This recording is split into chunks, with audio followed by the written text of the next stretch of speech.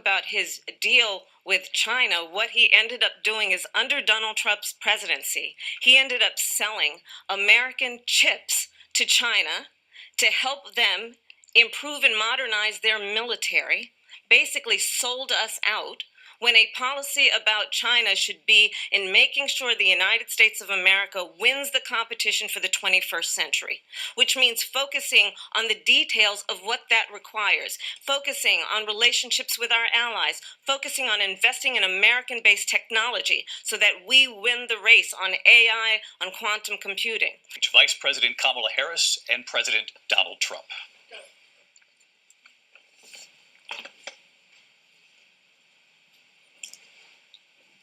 Kamala Harris. Let's have a good debate. See you. Have fun. Thank you. Welcome to you both. It's wonderful to have you. It's an honor to have you both here tonight. Good evening. We are looking forward to a spirited and thoughtful debate. So let's get started. I want to begin tonight with the issue that voters repeatedly say is their number one issue, and that is the economy and the cost of living in this country. Vice President Harris, you and President Trump were elected 4 years ago, and your opponent on the stage here tonight often asks his supporters, are you better off than you were 4 years ago? When it comes to the economy, do you believe Americans are better off than they were 4 years ago? So I was raised as a middle-class kid, and I am actually the only person on this stage who has a plan that is about lifting up the middle class and working people of America. I believe in the ambition, the aspirations, the dreams of the American people. And that is why I imagine and have actually a plan to build what I call an opportunity economy. Because here's the thing. We know that we have a shortage of homes and housing, and the cost of housing is too expensive for far too many people. We know that young families need support to raise their children, and I intend on extending a tax cut for those families of $6,000, which is the largest child tax credit that we have given in a long time, so that those young families can afford to buy a crib, buy a car seat, buy clothes for their children. My passion, one of them, is small businesses. My mother raised my sister and me, but there was a woman who helped raise us. We call her our second mother. She was a small business owner. I love our small businesses. My plan is to give a $50,000 tax deduction to start up small businesses, knowing they are part of the backbone of America's economy. My opponent, on the other hand, his plan is to do what he has done before, which is to provide a tax cut for billionaires and big corporations, which will result in $5 trillion to America's deficit. My opponent has a plan that I call the Trump's sales tax, which would be a 20% tax on everyday goods that you rely on to get through the month. Economists have said that Trump sales tax would actually result for middle-class families in about $4,000 more a year, because of his policies and his ideas about what should be the backs of middle-class people paying for tax cuts for billionaires. President Trump, I'll give you 2 minutes. First of all, I have no sales tax. That's an incorrect statement. She knows that. We're doing tariffs on other countries. Other countries are going to finally, after 75 years, pay us back for all that we've done for the world. And the tariff will be substantial in some cases. I took in billions and billions of dollars, as you know, from China. In fact, they never took the tariff off because there was so much money they can't. It would totally destroy everything that they've set out to do. They're taking in billions of dollars from China and other places. They've left the tariffs on. When I had it, I had tariffs, and yet I had no inflation. Look, we've had a terrible economy because inflation which is really known as a country buster. It breaks up countries. We have inflation like very few people have ever seen before, probably the worst in our nation's history. We were at 21%, but that's being generous because many things are 50, 60, 70, and 80% higher than they were just a few years ago. This has been a disaster for people, for the middle class, but for every class.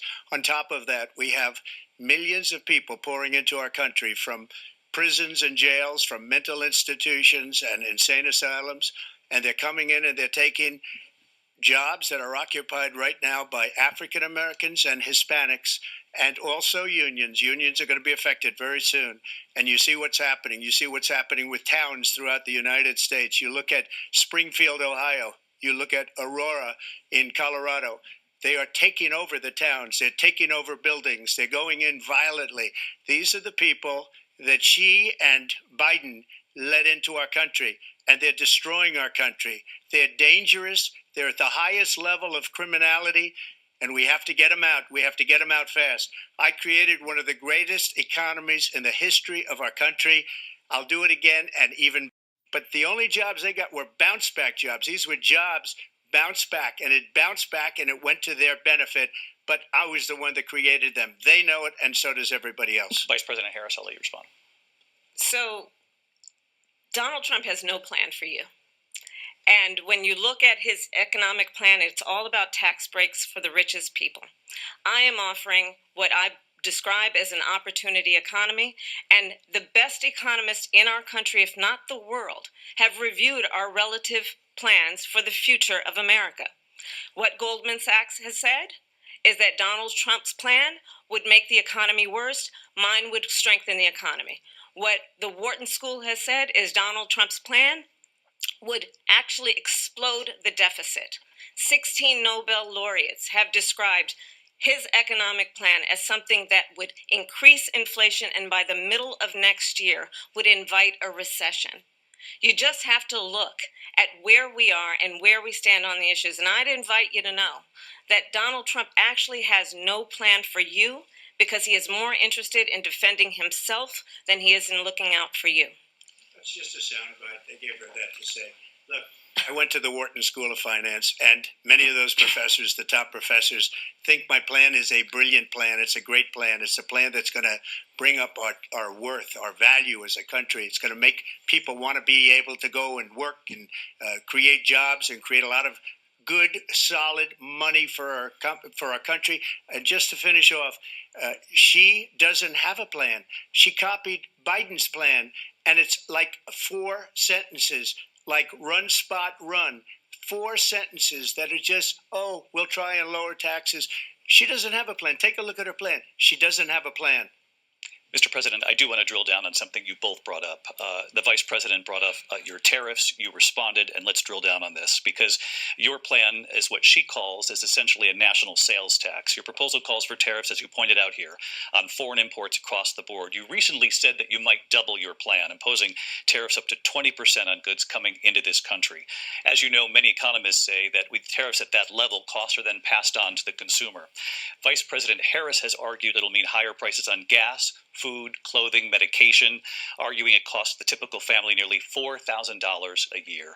Do you believe Americans can afford higher prices because of tariffs? They're not going to have higher prices. What's going to have and who's going to have higher prices is China and all of the countries that have been ripping us off for years.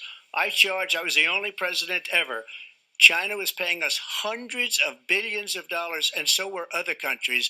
And, if she doesn't like them, they should have gone out and they should have immediately cut the tariffs. But those tariffs are there 3.5 years now under their administration. We are going to take in billions of dollars, hundreds of billions of dollars. I had no inflation, virtually no inflation. They had the highest inflation perhaps in the history of our country because I've never seen a worse period of time. People can't go out and buy cereal or bacon or eggs or anything else. The people of our country are absolutely dying with what they've done. They've destroyed the economy. And all you have to do is look at a poll. The polls say 80 and 85 and even 90% that the Trump economy was great, that their economy was terrible. Your response, and you heard what the president said there, because the Biden administration did keep a number of the Trump tariffs in place. So how do you respond? Well, let's be clear that the Trump administration resulted in a trade deficit, one of the highest we've ever seen in the history of America. He invited trade wars. You want to talk about his deal with China? What he ended up doing is under Donald Trump's presidency, he ended up selling American chips to China to help them improve and modernize their military, basically sold us out, when a policy about China should be in making sure the United States of America wins the competition for the 21st century, which means focusing on the details of what that requires, focusing on relationships with our allies, focusing on investing in American-based technology so that we win the race on AI, on quantum computing, focusing on what we need to do to support America's workforce so that we don't end up having on the short end of the stick in terms of workers' rights, But what Donald Trump did, let's talk about this, with COVID, is he actually thanked President Xi for what he did during COVID. Look at his tweet. Thank you, President Xi, exclamation point, when we know that Xi was responsible for lacking and not giving us transparency about the origins of COVID.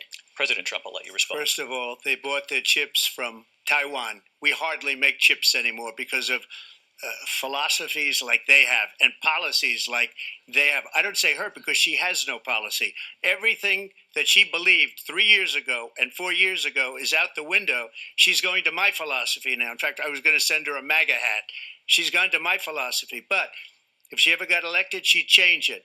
And it will be the end of our country. She's a Marxist. Everybody knows she's a Marxist. Her father's a Marxist professor in economics, and he taught her well.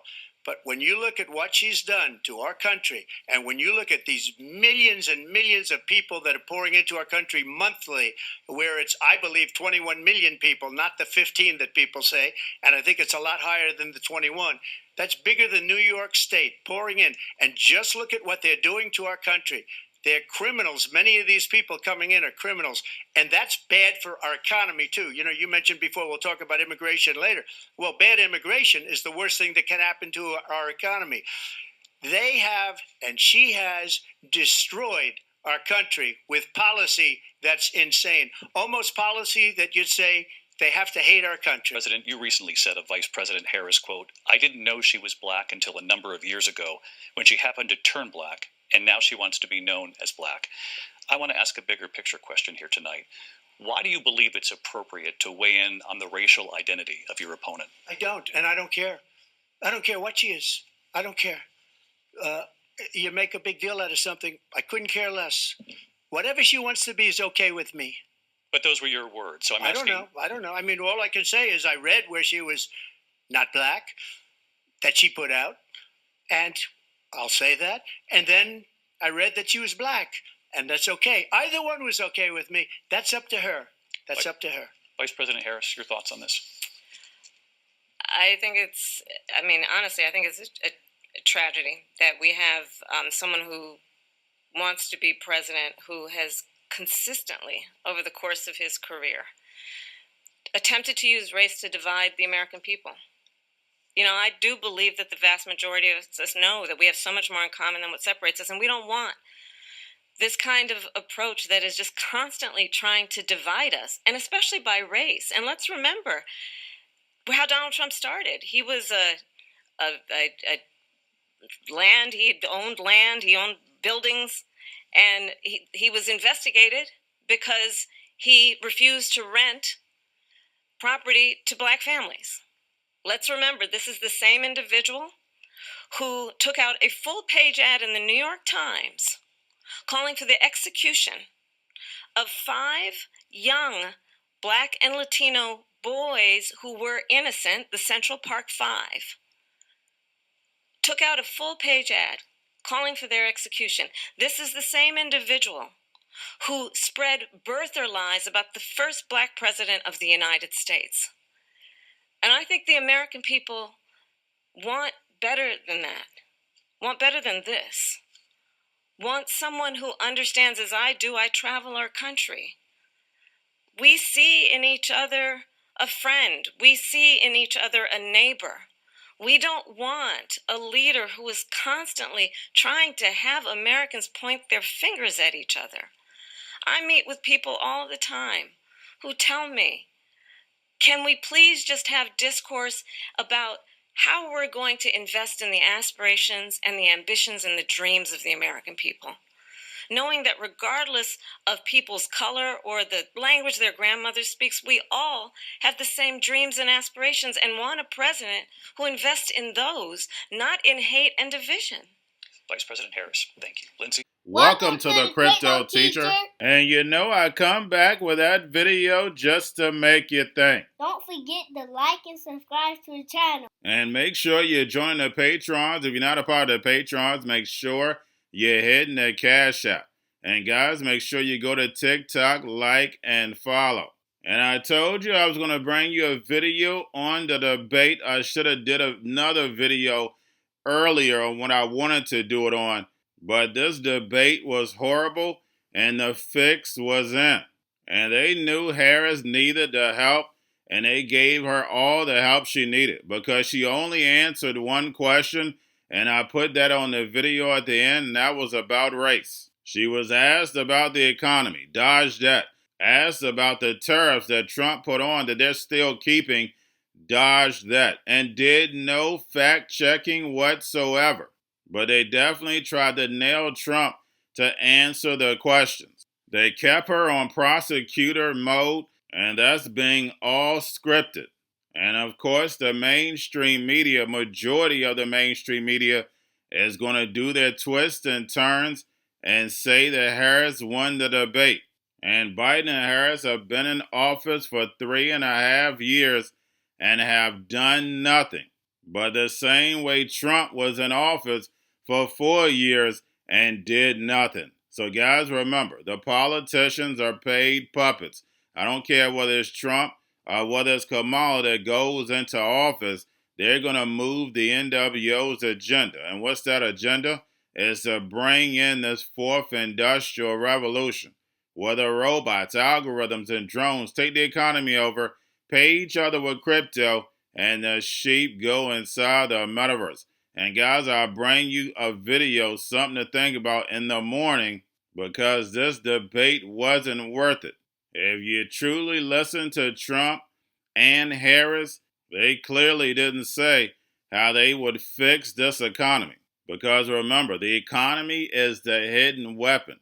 And that's because they both know we're going to be landing in the digital economy. And remember, the crypto teacher told you, because he knows when it comes to the NWO, it's all planned out. You have a wonderful day. Going to a different economy, and we're going to be learning more about that as we go. But clearly, we're learning that things can be done from remote locations. We're learning that technology can replace people even more than we thought. We're not going back to the same economy. We're recovering, but to a different economy, and it'll be one that is more leveraged to technology. And I worry that that is going to make it even more difficult than it was for many workers. In Silicon Valley, and my friends who work in technology know that what we did to the manufacturing workers, we are now going to do to the retail workers, the call center workers, the fast food workers, the truck drivers, and then even bookkeepers, accountants, insurance agents, lawyers, and on through the economy. So what happened to the manufacturing workers is a very clear sign. And so we'll import Chinese-based CBDC technology. So it's going to be CBDC in a box provided to you by the People's Bank of China. But every stock, every bond, every currency, every commodity, every piece of art, every private business, every piece of real estate will eventually be a token on a blockchain, an entry on a ledger, permanent and immutable. We will have truth instead of trust, and we will save over $7 trillion a year. 6 to 8% of global GDP is wasted by the friction of the trust industry that's necessary when you have dual entry accounting. With triple entry accounting, which is what a blockchain is, we get rid of all of that friction. It's a beautiful future. Like what you see in China and their social credit scoring systems, right? If we get identity wrong, it could be a tool to enslave humanity. And if we get it right, it could be a tool to liberate humanity. And as an American, I'm obviously rooting for the one that's on the side of freedom. Bitcoin is an international asset. And also, I do believe the role of crypto is, it's digitizing gold. I actually believe this technology is going to be very important. Look at it. We have been part of a huge revolution in investing through ETFs. We believe that ETFs will be changing the whole way we invest. Many people still use it as a means, people are investing it for indexing. No, the majority of people who are putting money in in ETFs are active investors that are buying exposure. The entire bond market is being transformed as we talk right now. I believe the next generation for markets, the next generation for securities will be tokenization of securities. And if we can have that distributed ledger that we know every beneficial owner Every beneficial seller, we all have our code of who's buying, who's selling, instantaneous settlement. And think about it, it changes the whole ecosystem. Chinese bank ICBC has been hit by a ransomware attack, and the U.S. Treasury market, as a result of that, has been disrupted. This, according to the Financial Times. We're getting it more right now with Bloomberg's Shonali Bassick. Shonali, what do we know? Listen, we have the Financial Times now reporting that ICBC, one of China's largest banks here, was hit with a ransomware attack. And remember, they're a very significant intermediary in the Treasury market. The SIFMA has told its members that this has been part of the reason here that the system is kind of clogged up, if you will, during that auction that we saw a little bit before. The attack had prevented ICBC, according to the Financial Times, from settling Treasury trades on behalf of other market participants. A large executive at a major bank also telling the paper that such a large party on the fixed income clearing corp creates major concerns, potentially impacting the liquidity of Treasury markets. Now, it was not just a poor auction. It was absolutely lousy, and you know, when the dealers have to step in to save a treasury auction, that's a rare occurrence. And Cryptoteacher and the New World Order book, plus the 3 kids books. It's time to re-educate. Also, new to cryptos, Coinbase, Bitrue, Binance. Do not forget book links and crypto links are in the description. The stock channel, guys. Don't forget to go like, subscribe, spread everywhere. You have your Kobo, your chip stocks, your banking, your gaming. While everybody's sitting at home, get on stocks, the Seaver, the biotech stocks. And while everybody's at home wishing they were still getting that free money, what are they doing? Drinking and smoking weed. Don't forget about those stocks, and you have a wonderful day. The most powerful person in the world is the storyteller. The storyteller sets the vision, values, and agenda of an entire generation to come. Steve Jobs. And guys, you know I truly believe in this. When you look at the New World Order, they're the storytellers. And that's the reason why I wrote my New World Order book. But guys, now it's time to change the current generation. And I wrote 3 kids books. You know I love the Trinity because I understand the power that's in it. So I have 3 books. We have an opportunity to change the generation, to educate, not just me, but I want to show you that I take action on a daily basis. And I want you to take action on a daily basis. Whether it's your job, whether it's in your community, we have an opportunity right now to educate the masses. I posted this on my Twitter account. Please share, but this is a short clip of the 3 books. There's going to be a clothing line and action figures. Please get these books for your kids, nephews, cousins, friends, so therefore we can start the re-education now. Because as we see, the 4th Industrial Revolution foundation is definitely here. Robots, algorithms, drones, taking humanity out the picture. We have to re-educate. But let's get into the video. Part 1. King Joshua and Grandma Tam save the village. Part 2. King Joshua and Grandma Tam save New York from COVID-33. Part 3. King Joshua and Grandma Tam goes to China. It's mandatory to get part 1, part 2, and part 3 of this series. It's time to re-educate Generation Z.